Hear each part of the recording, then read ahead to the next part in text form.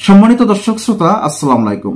আজকে আপনাদের সামনে অত্যন্ত গুরুত্বপূর্ণ একটা বিষয় নিয়ে আলোচনা করতে এসেছি, যে আওয়ামী লীগ নিষিদ্ধ নিয়ে অন্তর্বর্তী সরকারের বিবৃতি। গত 8 তারিখ থেকে শুরু হয়েছে আওয়ামী লীগকে নিষিদ্ধ করার দাবি নিয়ে বিভিন্ন জায়গায় সমাবেশ। এখন বিশেষ করে এনসিপির দলের নেতা কর্মীরাই চাচ্ছে আওয়ামী লীগ যাতে অতি দ্রুত নিষিদ্ধ করা হয়। আজকে বাংলাদেশের প্রধান উপদেষ্টার বাসভবন যমুনার সামনে তারা সমাবেশ ডেকেছেন এবং সেখানে বলেছেন যতক্ষণ না পর্যন্ত আওয়ামী লীগকে নিষিদ্ধ করা না হবে ততক্ষণ পর্যন্ত সবকিছু ব্লকেট থাকবে। এখন এই যে তারা একটা সিদ্ধান্ত নিয়েছেন যে আওয়ামী লীগকে নিষিদ্ধ করতে হবে, এখন এই সিদ্ধান্তে যদি উপনীত হতে হয় তাহলে আমাদের বাংলাদেশের প্রধান উপদেষ্টা ডক্টর মোহাম্মদ ইউনূস অত্যন্ত বুদ্ধিমান জ্ঞানী মানুষ, উনি তো ফুট করে একটা কাজ করতে পারবেন না, ওনারও একটা চিন্তা ভাবনা প্রয়োজন আছে। এই জন্য অন্তর্বর্তীকালীন সরকার বলেছেন বাংলাদেশের সকল রাজনৈতিক দলগুলো একসাথে করে তাদের সাথে বসে একটা কথাবার্তা বলে আলোচনার মাধ্যমেই এটার একটা ফয়সালা নিয়ে আসতে হবে। এর আগে তো আপনারা দেখতে পাচ্ছেন ছাত্রলীগ নিষিদ্ধ করেছে, এখন আওয়ামী লীগ নিষিদ্ধ করতে হবে। এই ব্যাপারে অন্তর্বর্তীকালীন সরকার বদ্ধপরিকর, উনিও চাচ্ছেন যে আওয়ামী লীগ নিষিদ্ধ হোক, কিন্তু এখনো কেন নিষিদ্ধ করতে পারতেছে না।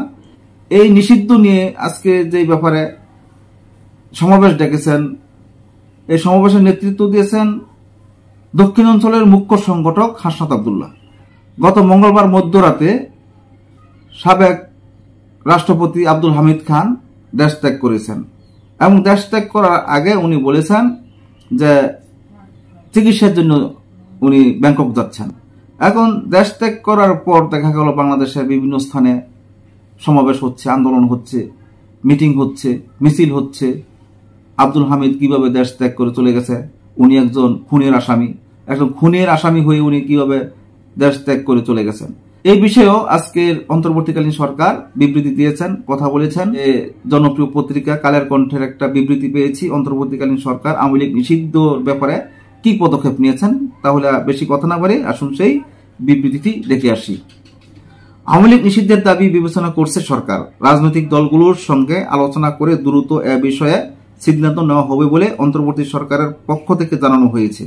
আজ শুক্রবার দুপুরে এক বিবৃতিতে এসব তথ্য জানিয়েছে অন্তর্বর্তী সরকার। বিবৃতিতে বলা হয়েছে, সম্প্রতি বিভিন্ন রাজনৈতিক দল, সংগঠন ও জনগণের পক্ষ থেকে স্বৈরশাসন ও সন্ত্রাসী কার্যক্রমের অভিযোগে আওয়ামী লীগ নিষিদ্ধ করার যে দাবি উঠেছে তা সরকার গুরুত্বের সাথে বিবেচনা করছে। এ ব্যাপারে সরকার রাজনৈতিক দলগুলোর সাথে ইতিমধ্যে যোগাযোগ স্থাপন করেছে, তাদের সাথে আলোচনা করে দ্রুত সিদ্ধান্ত গ্রহণ করবে। আওয়ামী লীগ নিষিদ্ধের ব্যাপারে দলটির নেতা ও সমর্থকদের সন্ত্রাসী কার্যক্রমের বিষয়ে জাতিসংঘের প্রতিবেদন সরকার বিবেচনায় রাখছে বলে জানিয়েছে সরকার। সরকারের সিদ্ধান্ত আসার আগ পর্যন্ত সকলকে ধৈর্য ধারণ করার আহ্বান জানানো হয়েছে। বিবৃতিতে অন্তর্বর্তী সরকার জানিয়েছে, ইতিমধ্যে সরকার জনদাবির প্রতি সম্মান জানিয়ে প্রচলিত আইনের অধীনে সন্ত্রাসী সংগঠন ছাত্রলীগকে নিষিদ্ধ করেছে। এছাড়া সরকারের পক্ষ থেকে মানবতা বিরোধী অপরাধের সাথে জড়িত সংগঠনের বিরুদ্ধে ব্যবস্থা গ্রহণের জন্য আন্তর্জাতিক অপরাধ ট্রাইব্যুনাল আইনে প্রয়োজনীয় সংশোধনী আনার উদ্যোগ নেওয়া হয়েছে। সাবেক রাষ্ট্রপতি আব্দুল হামিদের দেশ ত্যাগের বিষয়ে বিবৃতিতে উল্লেখ করা হয়েছে, ফ্যাসিবাদী সরকারের সাবেক রাষ্ট্রপতি ও হত্যা মামলার আসামি আব্দুল হামিদের বিদেশ গমন সম্পর্কে জনমনে ক্ষোভ বিষয়ে সরকার অবগত। এ ঘটনার সাথে জড়িত সকলের বিরুদ্ধে উপযুক্ত আইনগত ব্যবস্থা নিতে সরকার বদ্ধপরিকর রয়েছে। গতকাল 8 মে রাত থেকে জাতীয় নাগরিক পার্টির নেতাকর্মীরা আওয়ামী লীগকে নিষিদ্ধের দাবিতে অন্তর্বর্তীকালীন সরকারের প্রধান উপদেষ্টার বাসভবন যমুনার সামনে বিক্ষোভ কর্মসূচি শুরু করেছেন। আজ শুক্রবার সকাল 9:30টার দিকেও এনসিপির নেতাকর্মীদের যমুনার প্রধান ফটকের সামনে বিক্ষোভ করতে দেখা যায়। তারা আওয়ামী লীগ ও শেখ হাসিনার বিরুদ্ধে বিভিন্ন স্লোগান দেন। এদিকে আজ শুক্রবার দুপুরে প্রধান উপদেষ্টার বাসভবন যমুনার পাশে মিন্টু রোডের ফোয়ারার সামনে তৈরি মঞ্চে সমাবেশ শুরু হয়েছে। সম্মানিত দর্শক শ্রোতা, এই ছিল জনপ্রিয় পত্রিকা কালের কণ্ঠের একটা প্রতিবেদন।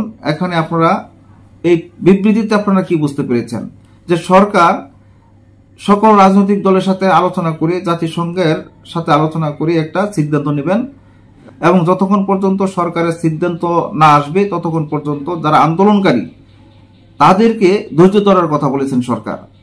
এখানে অধৈর্য হলে কিছুই করা সম্ভব নয়। ধৈর্যের সাথে সবকিছু করতে হবে, মাথা গরম করলে চলবে না, ঠান্ডা মাথায় কাজ করতে হবে। সরকার বিবেচনা করবেন, সরকার বিবেচনা করেই এটার একটা সিদ্ধান্ত নেবেন। আজকের মতো এখানে শেষ করছি। আল্লাহ হাফেজ।